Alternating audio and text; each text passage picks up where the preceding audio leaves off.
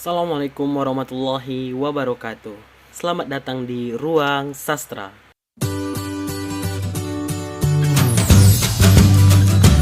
Halo semuanya.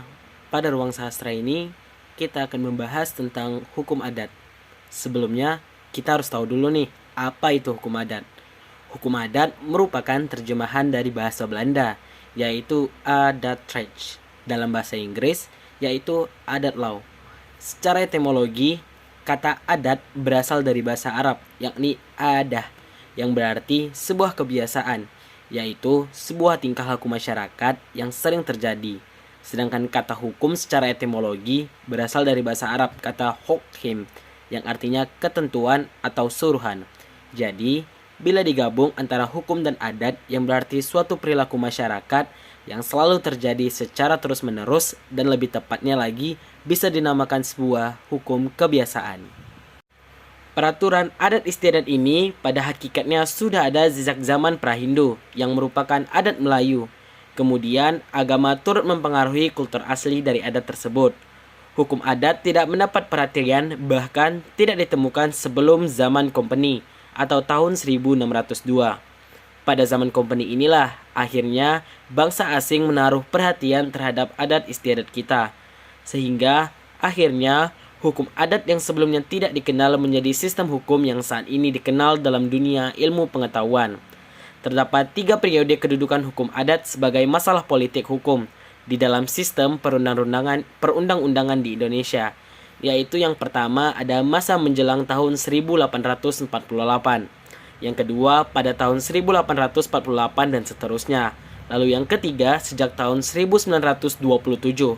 Hukum adat berganti haluan dari unifikasi beralih ke kodifikasi. Terdapat beberapa faktor yang mempengaruhi proses perkembangan hukum adat, yaitu magis dan animisme, agama, kekuasaan yang lebih tinggi daripada persekutuan hukum adat, dan hubungan dengan orang-orang ataupun kekuasaan asing.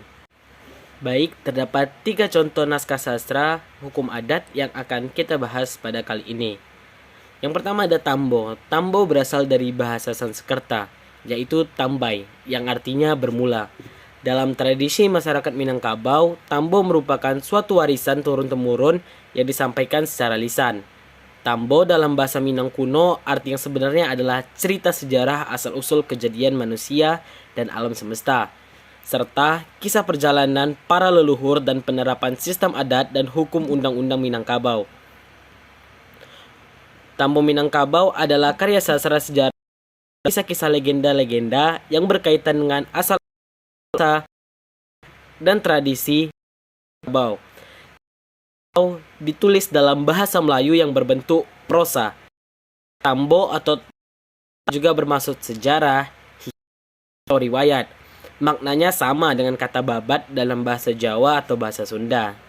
Penulisan Tambo Minangkabau pertama kali dijumpai dalam bentuk aksara Arab dan berbahasa Minang. Sedangkan penulisan dalam bentuk Latin baru dikenal pada awal abad ke-20, yang isinya sudah membandingkan dengan beberapa bukti sejarah yang berkaitan. Naskah Tambo Minangkabau sebagian besar ditulis dengan huruf Arab Melayu atau huruf Jawi, dan sebagian kecil ditulis dengan huruf Latin. Jumlah naskah yang sudah ditemukan adalah 83 naskah. Judulnya bervariasi, antara lain Undang-Undang Minangkabau, Tambo Adat, Adat Istiadat, Kitab Kesimpanan Adat, dan Undang-Undang. Undang-Undang Luha, Tiga Laras, dan Undang-Undang Adat. Lalu selanjutnya ada Tembo Tiga Lorong. Tembo merupakan sejarah adat dan asal-usul yang diyakini kebenarannya.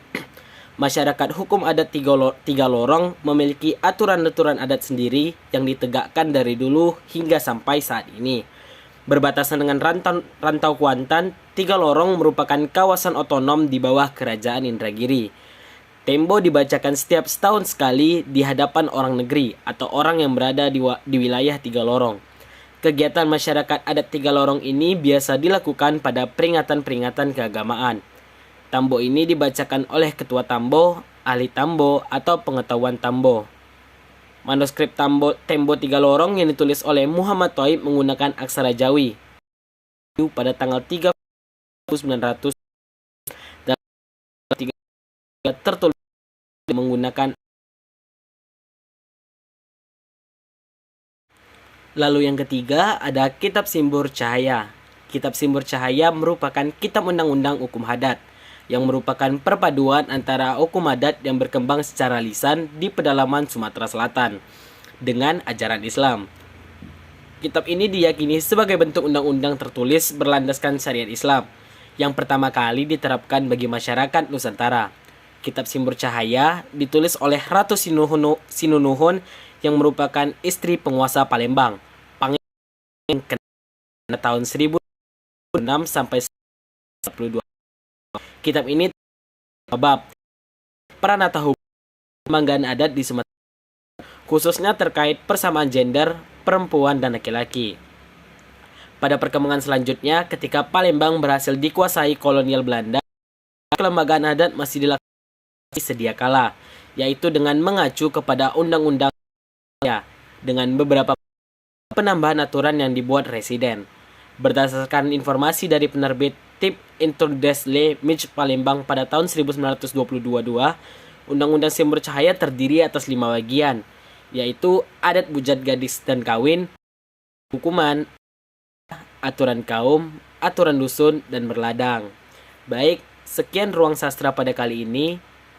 Apabila ada kekurangan, mohon dimaafkan. Sampai jumpa di ruang sastra berikutnya. Terima kasih.